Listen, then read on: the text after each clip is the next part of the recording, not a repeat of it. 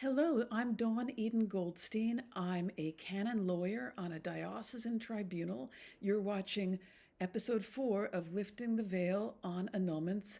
This is my effort for parties who are seeking to have their marriage that has broken down declared null by the Catholic Church to help them to understand the different stages of the process, what they can expect of the judges, what will be expected of them, so that if their marriage is truly null, that they may have a just judgment from the church. This process is unfortunately all too opaque for parties. It shouldn't be, but that's the way it's been. So I'm trying to provide the transparency that the law itself and that popes have urged the church provide, so that people can understand what's expected of them and what they can expect in the process. So currently, we're going through grounds for nullity. These are important for you to know and to include or to express to the judges when applying for an annulment, to be able to explain what are the canonical grounds that the tribunal will accept for why you believe your marriage was null. If you want more background on grounds and why they're important, I recommend watching episodes 1 and 2. In this episode, I'll be finishing up the discussion of Canon 1095, paragraph 2, on grave lack of due discretion, and then covering in its entirety Canon 1095, paragraph 3, which is incapacity to assume the essential obligations of marriage. I'll be using the explanations of grounds provided by a couple of different American dioceses, the Diocese of Madison and the Diocese of Cleveland. I find that their explanations of the grounds are quite helpful, and if you're watching this on YouTube, I'm linking to those grounds explanations in the description for this video. So, as I said, just a couple of things to finish up the discussion of Canon 1095-2, grave lack of due discretion. For this ground and also the next one, Canon 1095-3, as well as the one we discussed earlier, 1095-1, all of these grounds will require an examination by an expert in order to be proven. There are certain circumstances under which a tribunal might accept one of these grounds without an examination, but normally, if you want the tribunal to be able to rule in favor of nullity, you're going to have to present them with the results of a psychological examination. And normally, the tribunal will want to be able to send a letter to the psychologist. Even if you have chosen your own expert, they'll still want to send a letter explaining the kind of examination that they want. So right now, I'm going to go into a canon law document called Dignitas Connubii that discusses what the tribunal is looking for in cases that are relevant to Canon 1095. And this is Article 209 of Dignitas Connubii. I'll link to this in the YouTube description as well. I recommend that you read Article 209 in its entirety, but I'm going to speak of what this article says, particularly in cases of grave lack of due discretion. So if you're reading Dignitas Connubii, this is Article 209, Section 2, point number 2. And it says, in cases of defectus discretionis judici, which means lack of due discretion, the expert is to ask the party what was the effect of the anomaly on the critical and elective faculty for making serious decisions particularly in freely choosing a state of life. So if you are arguing that you were unable to properly consent to marriage because you had a grave lack of due discretion, what this means is that when you meet with a psychological expert and get an evaluation, which I'm sorry to say will be at your expense, unless you plead with the tribunal for financial assistance, and you may or may not have a chance of getting that assistance. You really should, justly, but not every tribunal will give that assistance. In any case, when you're plunking down your $200 or $250 and sitting before the expert to discuss your state of mind at the time of your making the vows, the expert is to ask you what was going on in your mind at the time of the consent, and the expert is to ascertain, as the document says, Dignitas Connubii says, what was the effect of the anomaly on the critical and elective faculty for making serious decisions, particularly in freely choosing a state of life. So what this means is, for example, and this is just one of many things that could cause a grave lack of due discretion. Suppose your argument is, and this has to be based on the truth, so I'm not suggesting you invent something, you're under oath, you're expected to be telling the truth.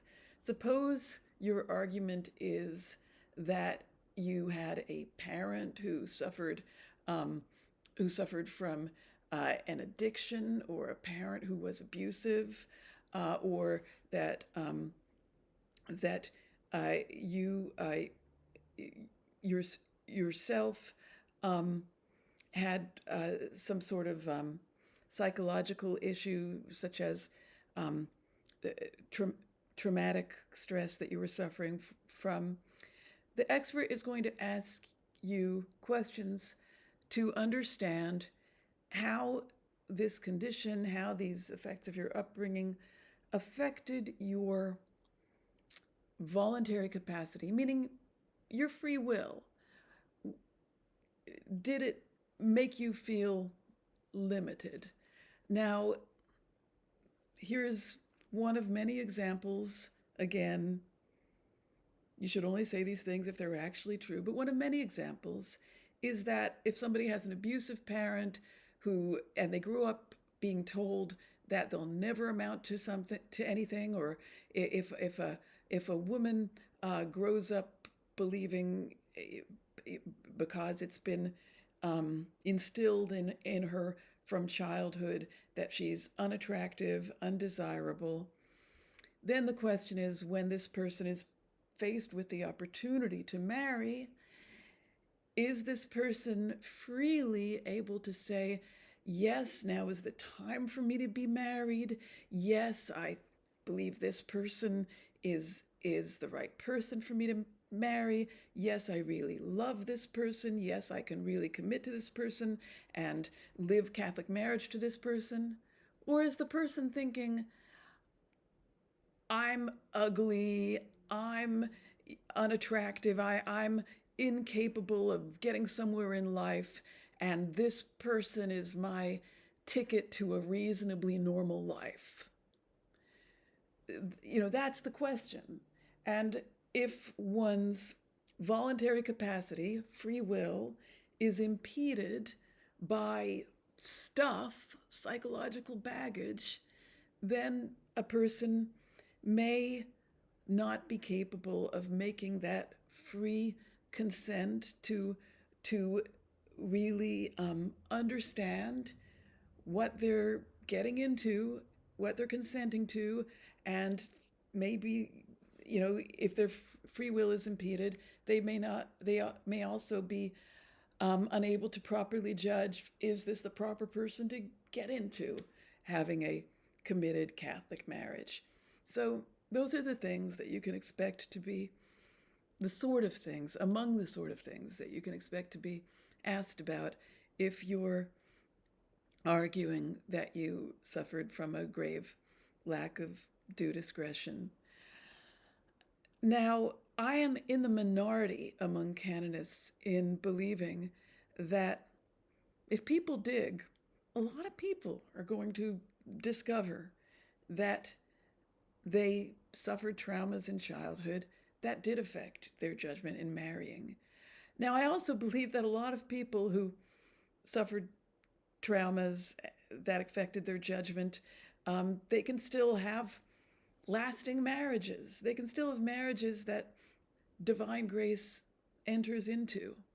But if the marriage has broken down, then if a person had some sort of trauma or other psychological issue that affected them at the time of consent, then they should be, if that's actually the case, they should be able to plead Canon 1095, in this case, Canon 1095, paragraph 2. So let's move on now to Canon 1095, paragraph 3, inability to assume the essential obligations of marriage. So the essential obligations of marriage are the obligations that stem from what marriage is in its nature. On the Catholic understanding, marriage entails permanence, fidelity, openness to children. So if someone, because of a serious psychological issue, is completely incapable of having a permanent relationship, or if they're completely incapable of being faithful, or completely incapable of being open to children, then with a psychological expert's evaluation, they may be able to argue that they were unable to assume the essential obligations of marriage according to Canon 1095, paragraph 3.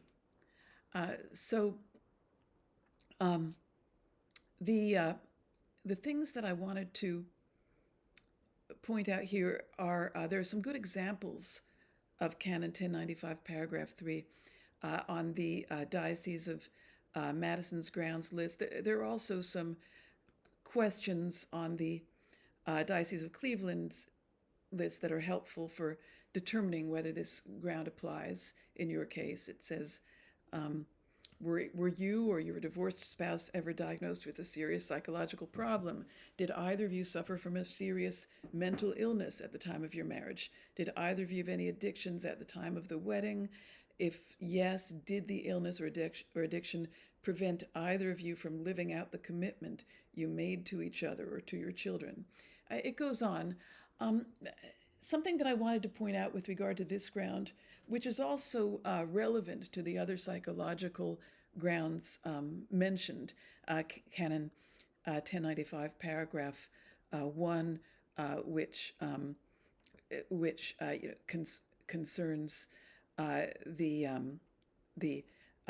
incapacity with regard to lack of reason. Also Canon 1095, 2, which we discussed. I wanted to say that in many of these cases, a party may be arguing grounds that are not on themselves, but on the respondent. And the respondent, meaning your former spouse, may not be willing to subject herself to an examination. So what do you do in that case to prove the ground? First of all, your testimony will be helpful. It will also be helpful if you get other people to testify that you are credible. Having your pastor testify that you're credible would be helpful. Your pastor can't testify to things that he learned in what's called the internal forum, which means in confession or spiritual direction, but he can testify to his general knowledge of your credibility.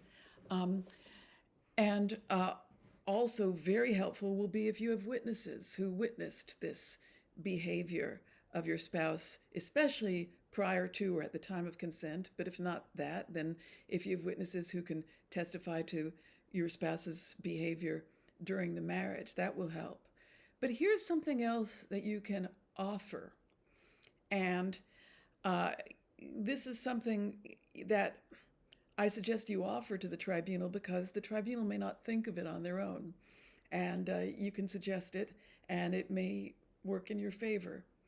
Let's say that you can testify to your spouse is satisfying one of the psychological grounds for impaired consent or inability to properly consent, the Canon 1095 grounds we've discussed. So let's say that you can testify as to that with regard to the respondent, your former spouse. Let's say that you also have witness testimony.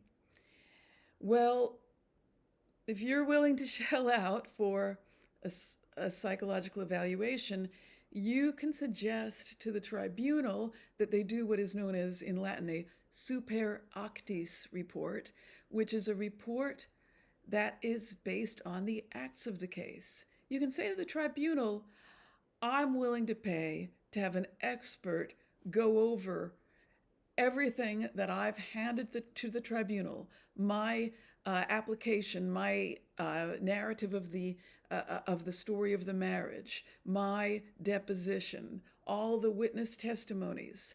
And if my former spouse, the respondent, has submitted testimonies, I am willing for my part to have the expert go through all of those, and the expert can then testify whether, based on the acts, the expert thinks that the respondent or myself may have suffered from one of these deficiencies of consent, psychological deficiencies of consent, according to Canon 1095. According to Dignitas Canubi, according to the law of the church, a psychological expert can evaluate the acts of the case, and this can be admissible for proving a Canon 1095 ground, even if the party in question is not submitting to an evaluation themselves. So I just put that to you as another way to prove your case on Canon 1095. So with those, we are done with Canon 1095, and we're ready to move on down the list of grounds in the next episode. Thank you for watching, and God bless you.